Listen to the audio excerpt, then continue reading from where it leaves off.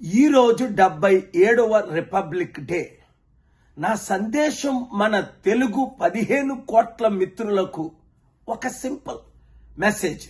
రండి, కలిసి పనిచేద్దాం, దేవుని కృపతో దేశాన్ని ముందుకు తీసుకెళ్దాం. 1989లో నేను అమెరికా వెళ్ళినప్పుడు మన జీడిపి చైనా జీడిపి సమానంగా ఉండేది ఆల్మోస్ట్.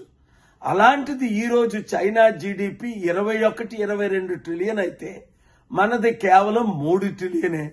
ఎలాగ ఈ 37 సంవత్సరాల్లో చైనా ప్రపంచానికి నెంబర్ 1 అయిపోయింది, మనం ప్రపంచంలో ఏ స్థానంలో ఉన్నామో ఆశ్చర్యం. కారణం ఏంటి?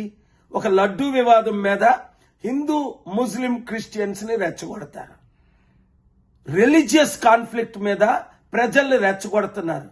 ప్రజా సమస్యలను పరిష్కరించుకుంటా నిరుద్యోగులకు ఉద్యోగాలు ఇవ్వాలంటే, రైతులను ఆదుకోవాలంటే, ప్రతి ఒక్కరిని కుల మతాలకు అతీతంగా కలిసి ఉండాలంటే, ప్రపంచ శాంతి కొరకు మనం ప్రయాణం చేయాలి అంటే, ప్రపంచ శాంతి కొరకు మనం ప్రపంచాన్ని నడిపించాలి అంటే, కులాలకు మతాలకు అతీతంగా ఈ చిల్లర డిబేట్లు విడిచిపెట్టి, యుద్ధాలను విడిచిపెట్టి, చూసారా ఇప్పుడు సుప్రీంకోర్టు ఏమన్నది?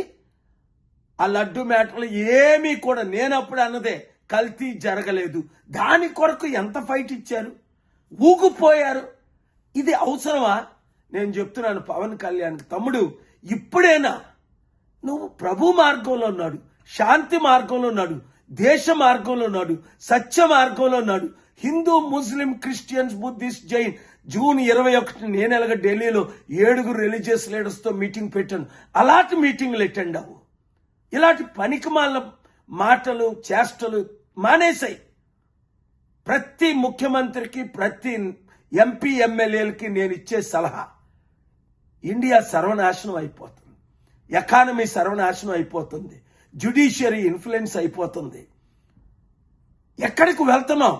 మీడియా భయపడుతున్నారు సత్యాన్ని రిపోర్ట్ చేయడానికి. కనుక ఈ రిపబ్లిక్ డే నేను ఇచ్చిన మెసేజ్ ఏంటంటే రండి. అందుకే ఫిబ్రవరి 22న ఆదివారం చెన్నై మద్రాసులో YMCA నందనం గ్రౌండ్స్ లో ప్రపంచ శాంతి సభ పెడుతున్నాను. హిందువులు వస్తున్నారు, ముస్లింస్ వస్తున్నారు, క్రిస్టియన్స్ వస్తున్నారు, అన్ని కులాల మతాల ప్రజలు వస్తున్నారు. రండి, కలిసి పనిచేద్దాం, దేశాన్ని ముందుకు తీసుకెళ్దాం, అభివృద్ధి చేద్దాం. చైనా కంటే మనం అతి తెలివైన వారు అని ప్రపంచమే ఒప్పుకుంటుంది. మనకు బెస్ట్ సైంటిస్ట్, డాక్టర్స్, ఇంజనీర్స్ ఉన్నారని. రండి, అమెరికాతో కలిసి వారిని తప్పు మార్గంలో వెళ్లకుండా మనం వారిని నడిపించి ప్రపంచంలో నెంబర్ 1 స్థానం మనం సాధిద్దాం. అది పాసిబుల్. మనం అందరం కలిసి పనిచేస్తే. ఈ వీడియో అందరికీ షేర్ చేయండి. ఈ రోజే నిర్ణయం తీసుకోండి. ఇంకా నేను కులాలకు మతాలకు అతీతంగా పనిచేస్తాను, సమాజాన్ని కాపాడుతాను, సెక్యులరిజంని కాపాడుతాను, డెమోక్రసీని కాపాడుతాను, దేశాన్ని కాపాడుతాను, దేశాన్ని ముందుకు తీసుకెళ్తాను. God bless you. See you soon.